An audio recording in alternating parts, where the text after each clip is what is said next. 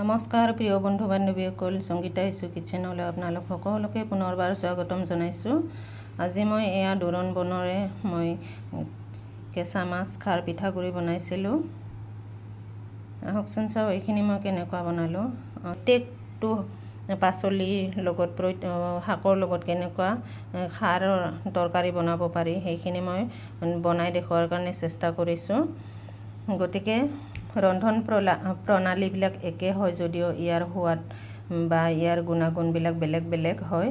গতিকে যিমানখিনি আমাৰ শাক পাচলি যেনেকুৱা চিষ্টেমত বনাব পাৰি তেনেকুৱা মই বনাই দেখুৱাৰ কাৰণে চেষ্টা কৰোঁ। গতিকে আজি মই এইখিনি দোৰোণ বনৰে খাৰ পিঠাগুড়ি বনাইছিলোঁ। গতিকে চাই লওঁ আহকচোন। এয়া আজি মই সৰু মাছ ৰাখিছিলোঁ, এয়া টিঙৰা মাছ আৰু পুঠি মাছ।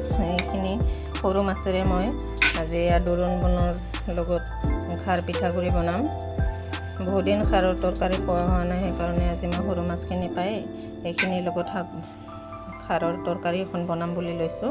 এইখিনিৰ কাৰণে আহকচোন চাওঁ কি লৈছোঁ মই। এয়া খাৰ, কল খাৰ সৰু চামুচেৰে 3 চামুচ হ'ব, আৰু এইখিনি আদা অকণমান আৰু নিমখ 1 চামুচ লগতে লাগিব। মোক পিঠাগুড়ি এনেকুৱা পিচি ধুনীয়াকৈ ৰ'দত শুকুৱাই শুকান কৰি লৈছিলোঁ। আৰু এইফালে এবাৰ মাছ ফ্ৰাই কৰাৰ কাৰণে কেৰাহী গৰম কৰি লৈছোঁ, আৰু এইফালে খাৰৰ তৰকাৰীখিনি বনোৱাৰ কাৰণে সিজাই লোৱাৰ কাৰণে মই এইফালে আনটো কেৰাহীত মই পানী গৰম দি দিছোঁ। আহকচোন চাওঁ এইবাৰ মই এইখিনি কেনেদৰে প্ৰস্তুত কৰোঁ। এই শাকখিনি মই প্ৰথমে সৰু সৰুকৈ কুটি ল'ম। ভালদৰে 2বাৰ ধুই লৈছোঁ, 2-3 বাৰ, যাতে ইয়াতে বালি নাথাকে। এইবাৰ এইখিনি শাক মই কুটি ল'ম। এই শাকটো অৱশ্যে বহুত ঔষধি গুণ পাব পাৰি। আগতে আমি নিজে প্ৰমাণ পাইছোঁ, এনেকুৱা লোৱাৰ পিছত ভাল হৈ যায়। আৰু এয়া আমি পূজা পাৰ্বণ বা আই ওলালে এনেকুৱা ফুলপা বহুত ভাল ঠাণ্ডা কৰি ৰাখে। আই ওলালে এইটো পানীত তিয়াই পানী ছটিয়াই থাকিলে আই ওলোৱা ৰোগীটোৱে আৰাম পায়, ঠাণ্ডা পায়। এনেকুৱা আমি ব্যৱহাৰ কৰোঁ এইবিলাক। এইখিনি আজি মই শাক হিচাপে লৈছোঁ। এইখিনি এবাৰ কুটি ল'ম মই সৰু সৰুকৈ, বেছি সৰু নহ'লেও হ'ব, যিহেতু মই খাৰ দিম। খাৰৰ লগত এইখিনি ধুনীয়াকৈ সিজি যাব। এইখিনি কুটি ল'লোঁ। এইফালে কেৰাহী গৰম হৈ গৈছে, ইয়াতে মই মাছখিনি ফ্ৰাই কৰাৰ কাৰণে অকণমান তেল দি লৈছোঁ। মাছখিনি অৱশ্যে বেছি কৰকৰীয়াকৈ ফ্ৰাই কৰি ল'ব নালাগে, হাফ ফ্ৰাই কৰি ল'লেও হ'ব, যিহেতু মই তৰকাৰী বনাম।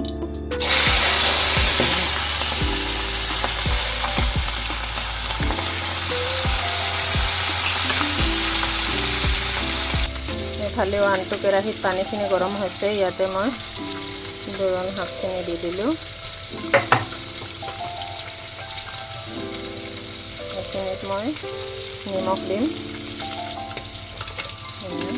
নিমখ 1 চামুচখিনি দি দিলোঁ। যিহেতু মাছত নিমখ দিয়া আছে, তাতে মই আৰু নিমখ দিয়া নাই। আগতে হালধি আৰু নিমখ সানি থৈ দিছিলোঁ, অকল ইয়াতে শাকখিনিত দি দিলোঁ যিখিনি নিমখ লাগে জোখমতে। এইখিনি উতল অহালৈকে মই ঢাকনিখন দিয়ে দিছোঁ, যাতে সোনকালে উতল আহে।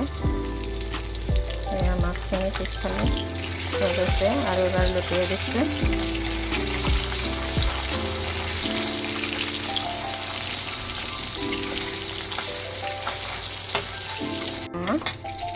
ইয়াৰ তৰকাৰীখন ধুনীয়াকৈ উতল আহিছে। এই উতল অহা সময়তে এই খাৰখিনি দি দিব লাগে।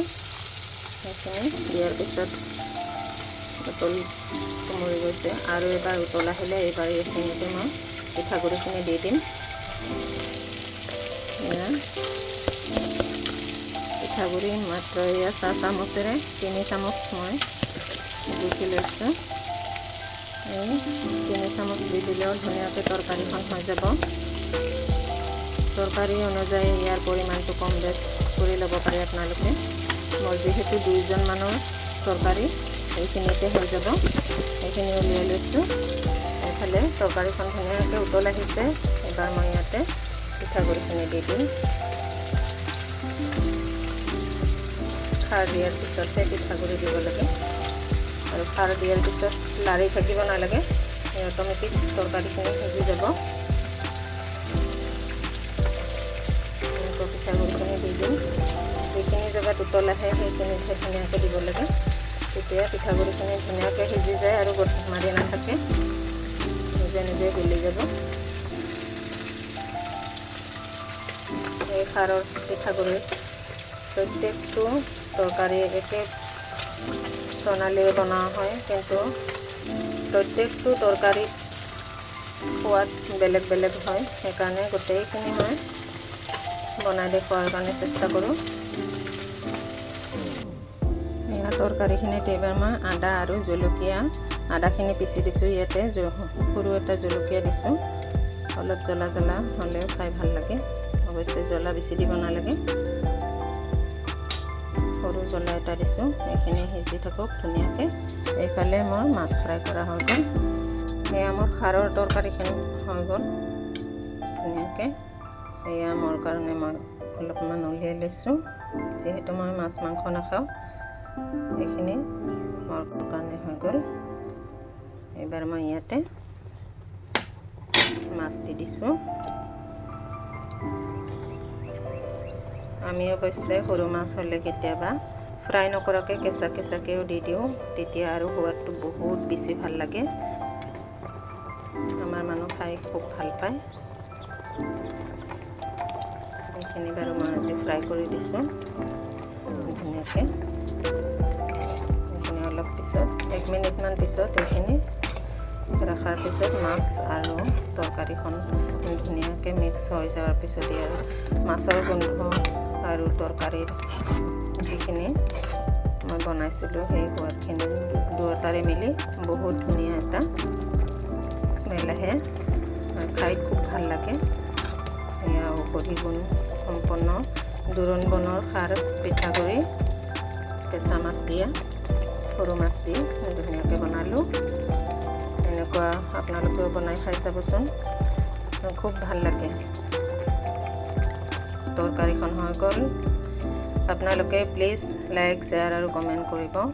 লগতে লগৰ বন্ধু বান্ধৱী ভাই ভনী সকলোৰে লগত শ্বেয়াৰ কৰিব। মই প্ৰায় এনেকুৱা লোকেল আমাৰ ট্ৰেডিশ্যনেল ফুড, লগতে বেলেগ বেলেগ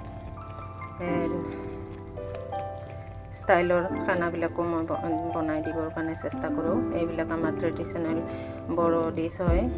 এনেকুৱা আপোনালোকেও বনাই খাব চেষ্টা কৰিবচোন। কেনেকুৱা লাগে আপোনালোকে কমেণ্ট কৰি জনাব। গতিকে মোৰ আজিৰ তৰকাৰীখন বনাই দেখুওৱা হৈ গ'ল। আজিলৈ আহোঁ। Thank U.